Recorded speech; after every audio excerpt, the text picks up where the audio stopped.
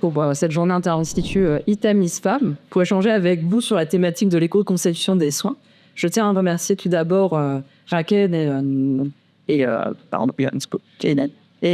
Julien pour leur présentation.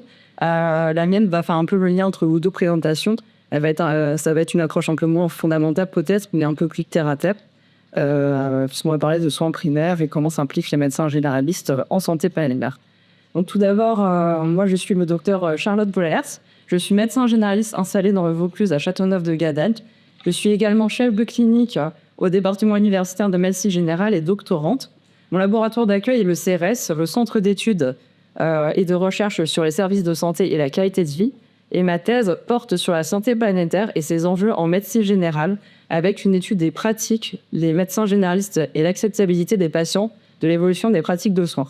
Nous avons répondu et obtenu le financement pour ce projet de recherche dans le cadre de l'appel à projet RESPIRE avec le GERSI Méditerranée.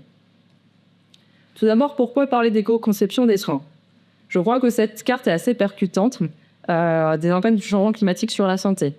Certains d'entre vous l'ont déjà probablement vu.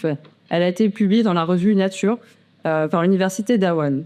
À partir de données publiées entre 1980 et 2014, ils ont déterminé un modèle, un seuil mondial au-delà duquel la température de l'air moyen de surface et l'humidité relative deviennent mortelles. Vous pouvez visualiser ici, selon un gradient de couleur, le nombre de jours qui auront des conditions climatiques considérées comme mortelles en 2100. Actuellement, environ 30% de la population mondiale est actuellement exposée à des conditions climatiques dépassant ce seuil, plus de 20 jours par an.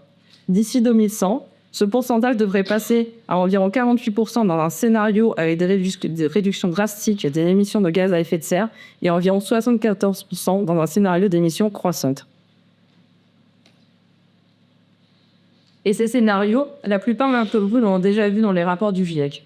Notamment, à l'heure actuelle, nous aurions déjà dépassé le scénario plus 1,5%. Et par rapport au secteur de la santé, notre part est d'environ 8% des émissions carbone, dont 23% pour la médecine de vie libérale. Les professionnels de santé et les médecins généralistes ont donc une responsabilité majeure à diminuer leur impact carbone.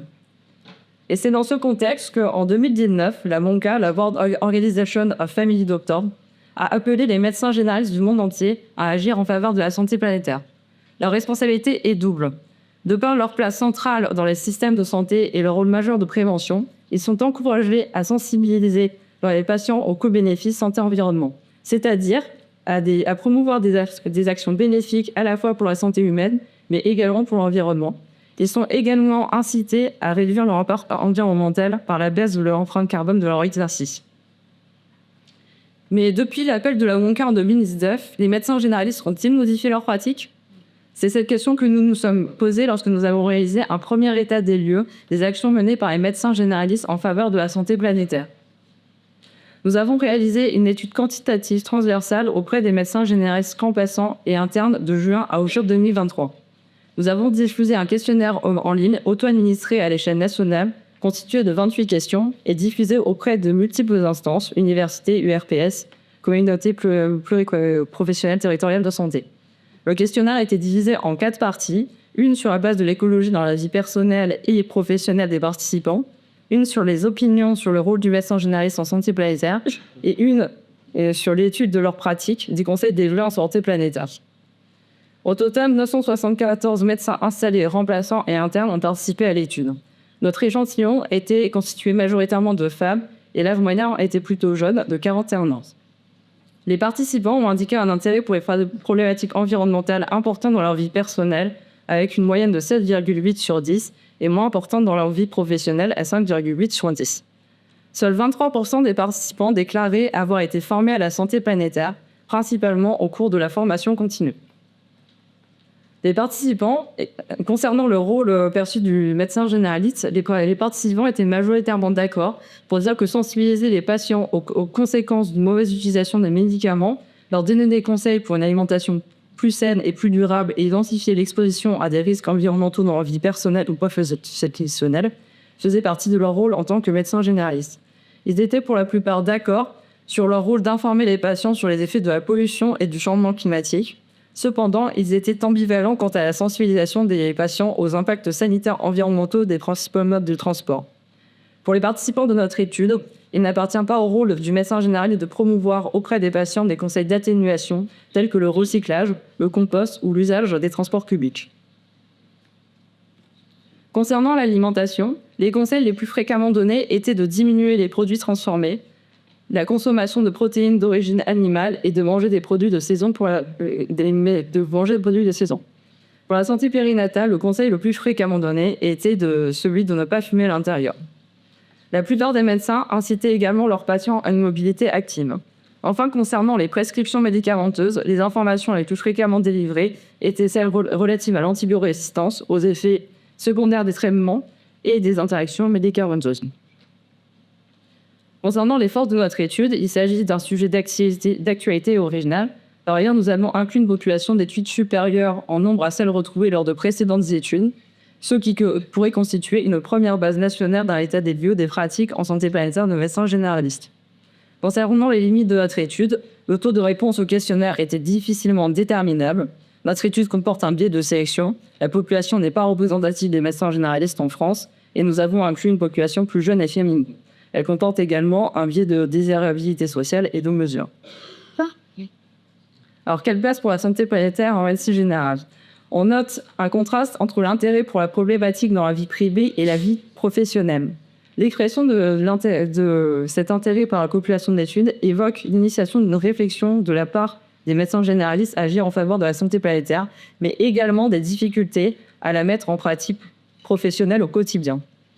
On constate également une divergence entre la perception de la responsabilité des médecins généralistes face au changement climatique et leur rôle central, ainsi que des responsabilités qu'ils estiment de leur domaine et leur faible application en pratique du fait d'un sentiment d'impuissance et de frein légitime.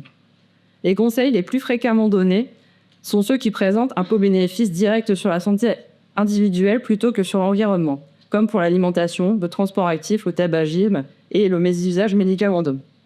En revanche, les conseils et co-bénéfices indirects ou collectifs sont peu abordés par les médecins généralistes. Ils apparaissent pour ceux-ci comme trop politisés, moralisateurs, illégitimes et touchent aux limites du rôle du médecin généraliste.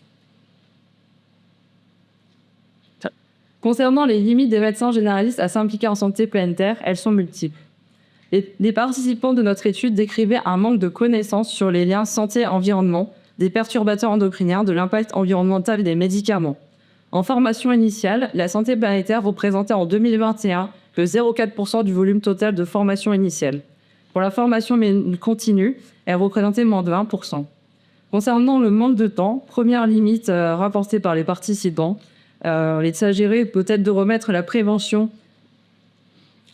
primaire au centre de notre système de santé pour lutter contre le système de consommation de soins actuel. Les conseils alimentaires sont surtout abordés en prévention secondaire alors qu'il existe une attente de la part des patients. Ce manque de temps relève la nécessité d'une approche transdisciplinaire pour répartir la charge de travail et de sensibilisation avec notamment les médecins spécialistes, pharmaciens, les infirmiers, les sages-femmes, les dentistes, etc. Et de la nécessité de revaloriser les consultations de prévention, souvent perçues comme chronophages, et peut-être d'intégrer la durabilité des soins au ROSP pour encourager la transition. Il existe également une ambivalence au changement. Inertie, résistance légitime, discordance entre les valeurs et les actions menées, avec une nécessité d'un soutien administratif et politique, notamment par le fait de financer la recherche, les formations, accompagner la transition. Identifier et comprendre les freins à la mise en place d'actions pro-santé planétaire apparaît donc comme nécessaire. Et ensuite, suite à ce premier état des lieux, que peut-on envisager ? Comme nous l'avons relevé, il existe un manque de formation des médecins généralistes en santé planétaire. C'est pourquoi, avec l'équipe du département universitaire de médecine générale, nous avons mis en place un parcours santé planétaire organisé sur les 4 années du DES de médecine générale. Avec, en première année, une fresque santé planétaire et un module d'enseignement sur l'impact environnemental des soins. En deuxième année, un module sur la sobriété médicamenteuse. En troisième année, un module sur l'impact du réchauffement climatique sur les écosystèmes et la santé. Et enfin, pour la quatrième année, une animation d'une fresque santé planétaire et, on l'espère, la mise en place de projets territoriaux. Il apparaissait également essentiel d'approfondir notre étude préliminaire par une étude plus robuste et d'étudier plus particulièrement les représentations des médecins et des patients sur la question du changement climatique. Explorer ces représentations pourrait permettre de comprendre les freins des médecins généralistes à promouvoir les actions présentant des co-bénéfices. Il est également primordial d'étudier l'acceptabilité de ces mesures auprès des patients. Nous avons répondu à l'appel à projet Respire 2023 proposé par le GIRC Méditerranée et qui a été accepté.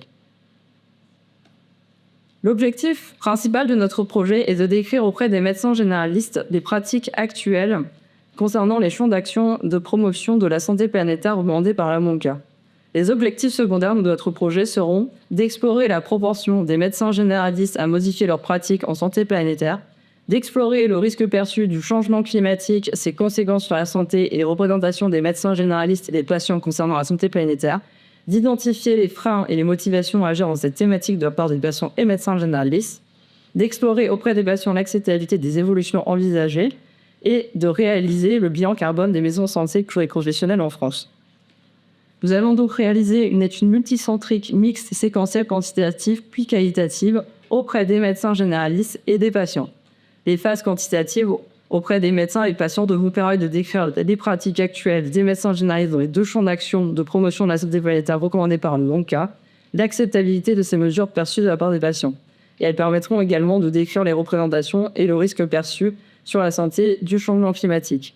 Les phases qualitatives permettront elles d'explorer et approfondir les représentations des médecins et des patients en santé planétaire. Et enfin, nous allons aussi réaliser une phase d'observation ethnographique permettant l'étude in situ des pratiques des médecins généralistes et la description de leur comportement, posture et interaction avec les patients.